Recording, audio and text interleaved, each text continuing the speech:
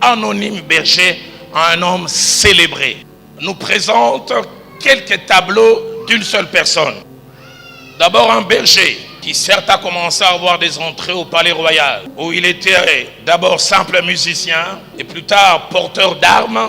Mais quand la guerre a commencé, puisqu'il ne faisait pas partie de l'élite, la Bible montre qu'on l'a retourné chez son père à Bethléem. Donc, entre guillemets, il est retourné dans l'anonymat. Mais le lendemain, son nom est sur la bouche de tout un pays. Comme nous le verrons tout à l'heure. Le plus surpris sûrement devait être son père. Parce qu'il avait envoyé, entre guillemets, un garçon de course. Mais au retour, le garçon de course est devenu un héros. Quand le père entend que les gens chantent, Saül a tué ses 1000, sûrement il est habitué. Mais quand il entend la seconde partie, David a tué ses 10 000, il n'en revient pas. Mon David ne fait pas partie de l'armée. Il n'a même pas un numéro matricule dans l'armée. Ces deux récits nous montrent comment en un rien de temps, une personne anonyme est devenue célèbre. Un homme ordinaire a été transformé en héros et en référence. Comment en un rien de temps, Dieu a placé le nom d'une personne dans le cœur et sur les lèvres de tout un peuple. J'aime la célébrité que Dieu impose, pas la célébrité qu'on fabrique.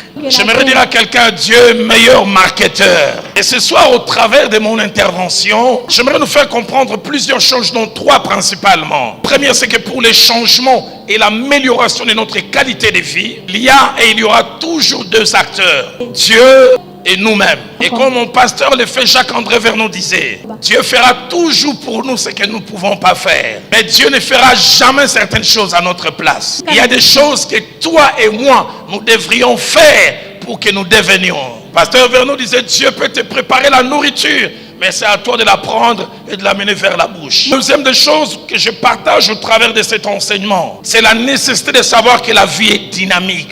Elle n'est pas statique. Ce que tu es aujourd'hui, tu peux ne pas le devenir demain. Pourquoi les sages déclarent, pour tout celui qui vit encore de l'espérance. J'aime ce que le psalmiste dit. Psaume 30 au verset 6. Il dit, le soir arrive le pleur et le matin l'allégresse. 2 temps qui se suivent et qui sont connectés, qui ont des contenus différents. J'aimerais dire à quelqu'un, seul Dieu sait ce qu'il va faire avec toi demain. Il est allé sur les champs de bataille berger, mais il en est retourné un héros national. Tu ne sais pas ce qu'un jour peut apporter dans ta vie. J'aimerais dire à quelqu'un, chaque fois que tu entends les bruits de l'horloge qui avance, Dieu t'amène vers un rendez-vous. Troisième chose que je partage au travers de cet enseignement, c'est avoir Dieu dans son camp ou dans son équipe et avoir des compétences ou des aptitudes ne suffisent pas. Il y a d'autres paramètres qui font que nous réussissions ou que nous échouons. Le sage qui a beaucoup observé, il dit dans Ecclésiaste 9, dans Ecclésiaste au chapitre 9 au verset 11, j'ai encore vu sous le soleil que la course n'est point aux agiles. Tu peux être agile et ne pas gagner la course. Il dit la guerre n'est pas pour les vaillants. Tu peux être vaillant et ne pas gagner la guerre. Il dit le pain n'est pas toujours donné aux sages. Il faut avoir des diplômes et mourir de faim. Quelqu'un qui n'en a pas, il mange et il jette. La richesse n'est pas aux intelligents. Et même la faveur n'est pas pour les savants, car tout dépend pour eux des temps et des circonstances. Et qu'est-ce qui a transformé un simple petit berger en héros? La première des choses, c'est que David a laissé la main silencieuse et mystérieuse de Dieu les conduire. J'aimerais réitérer ça. David a laissé la main silencieuse et mystérieuse de Dieu les conduire. Aux frères et sœurs, surtout pentecôtistes, les gens de l'esprit, Dieu ne parle pas toujours de manière audible. Deuxièmement, Dieu peut de manière silencieuse et mystérieuse travailler pour nous. Dieu est un Dieu incompréhensible. J'aime ce qu'Ecclésiaste au chapitre 11 au verset 5 dit. Comme tu ne sais pas quel est le chemin du vent, ni comment les os se forment dans le ventre de la femme enceinte, tu ne connais pas non plus l'œuvre de Dieu qui fait tout. Dieu des fois travaille derrière les rideaux fermés et il vient vous révéler simplement quand il a fini le travail. Et jour-là, David est chez lui à Bethléem. Quelque chose se passe. Samuel 17 à 18 nous le montre. Son père s'élève. Il dit, prends pour tes frères cet épha de grains rôtis. Prends ces 10 pains. Cours au camp vers tes frères. Porte aussi ces 10 fromages et donne au chef de milliers. Sans le savoir, Isaïe envoie David au lieu de la grandeur et de l'élévation. Celui qui envoie ne sait pas qu'il envoie. Et de deux, celui qui accepte d'être envoyé ne sait pas non plus qu'il est en train d'aller non pas seulement déposer du pain, mais pour devenir un héros. Moi, dire à ton voisin, laisse Dieu travailler par les méthodes qu'il veut pour toi. Le Dieu de la Bible travaille des fois silencieusement. Proverbe au chapitre 20, au verset 24. L'avait dit, c'est l'Éternel qui dirige les pas de l'homme. Mais l'homme peut-il comprendre sa voix? Les psalmistes ajoutent encore, pas de l'homme juste sont dirigés par Dieu. Et l'instant où nous lui appartenons, nous sommes des fois comme des marionnettes. Pourquoi je prie, laisse-toi conduire par Dieu. Alors je disais, laisse-toi conduire par Dieu. Selon toi, mais selon lui. Dans ma vie, j'ai plus d'une fois vécu des surprises. Et j'ai appris à m'attendre à tout. En tout temps de la part de ce Dieu. Mon pasteur disait, Dieu peut te conduire au nord en allant par le sud. Toi, tu es tellement intelligent que tu lui donnes un cours de géographie. Seigneur, nord et Zalagakotoyo. Il sait là où il t'amène. Le pasteur disait, Dieu peut écrire droit avec des lignes courbes. Il n'a dit rien. Pas une parole spéciale, mais une simple commission. Va faire telle chose. J'aimerais dire à quelqu'un, apprends à obéir des fois sans comprendre. Tu arriveras au lieu de ta destination voulue par Dieu.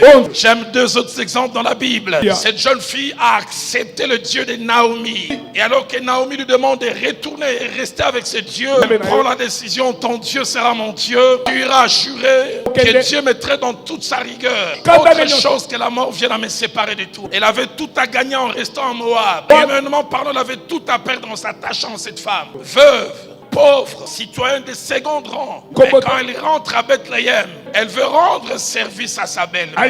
Dieu ne meurt pas de faim. Elle dit, je veux aller glaner. Glaner, c'était le travail des pauvres. Elle ne savait pas. En allant glaner, elle allait aussi pour l'élévation. Déclare ce soir comme un prophète. Mon Dieu commencera à te conduire aux endroits où il faut. Pour rencontrer les personnes qu'il faut. Pour les destins qu'il faut. Si tu crois en cela, aide-moi. Et les commentateurs disent, à l'époque, il y avait plus de 1200 champs à Bethléem. Où est-ce que je veux aller? Et ma Bible à moi dit, en Ruth 2, verset 3, elle alla glaner dans un champ derrière les moissonneurs. Il se trouva par bonheur que le champ appartenait à Boaz. Elle dire à quelqu'un, il y a un GPS spirituel que Dieu placera en toi, qui t'amènera à l'endroit qu'il faut. Je viens déclarer, ne ratera pas ce qu'il y a à toi. Dieu te conduira vers ce qu'il y a à toi sans que tu le saches. Tu crois en cela, aide-moi à dire Amen. Je me retrouve en 2001. J'ai fini un jour, 3 jours de prière au mois d'août. J'entends dans mon cœur, Roland, ton statut de piéton est fini. Avant la fin de l'année, je vais changer ton statut. Et je termine, je reçois un coup de fil. Le pasteur de la borne à Matadi, Père Maurice Moué, qui m'appelle, il y a Roland. Alors, est-ce que tu peux venir au mois d'octobre? Il me donne des dates pour venir enseigner. Je dis, ok, pas de problème. Et on a fixé les dates. Je vais rendre grâce à Dieu. Il me dit, pas en octobre. Dieu me dit, pas en octobre. Propose-lui telle date dans 3 semaines. Je dis, mais Seigneur, pourquoi pas en octobre? Dieu me dit, c'est moi qui t'ai dit, dans 3 semaines. Je l'appelle, je dis, Pasteur Maurice, voilà ce que j'ai reçu dans la prière. Et que ce soit dans 3 semaines. J'arrive un samedi, je commence à enseigner de dimanche à dimanche. Il dit, donne-moi 1 minute. Il a regardé son agenda. Il dit, pas de problème. Je revois encore la scène. Je prends les trains. À l'époque, il y avait un bon train. J'essaie Matadi. J'arrive sur Matadi. Dimanche, j'ai fini de prêcher. Un papa que je connaissais à la borne vient me voir. Il dit, ouf, mais toi vraiment, Dieu t'aime. Il dit, j'ai fait une belle affaire avec la banque du Congo, mais succursale de Boma. Mais Dieu m'avait mis à cœur, au-delà de la dîme, un véhicule Mercedes pour un homme de Dieu, de mettre 10 000 de côté. J'avais placé une liste de 4 hommes de Dieu. Et je disais, Seigneur, le premier que je vais rencontrer après avoir touché l'argent, c'est celui à qui je donnerai l'argent. Et le Dieu qui voyait tout, il disait, petit Roland,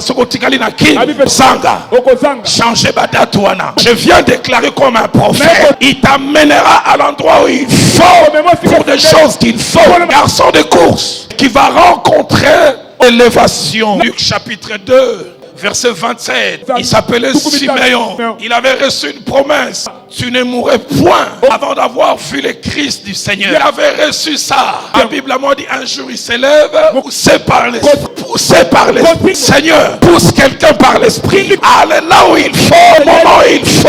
Poussé par l'Esprit. Pas avant, pas après. Poussé par l'Esprit. Il avait dit, quand il arriva, on présentait l'enfant Jésus. Et quand il les touche, Il dit maintenant tu peux prendre ton serviteur. Viens décréter. Tu ne rateras pas tes rendez-vous avec Dieu. Prophète, j'ai un ami noir américain. Il habite New York.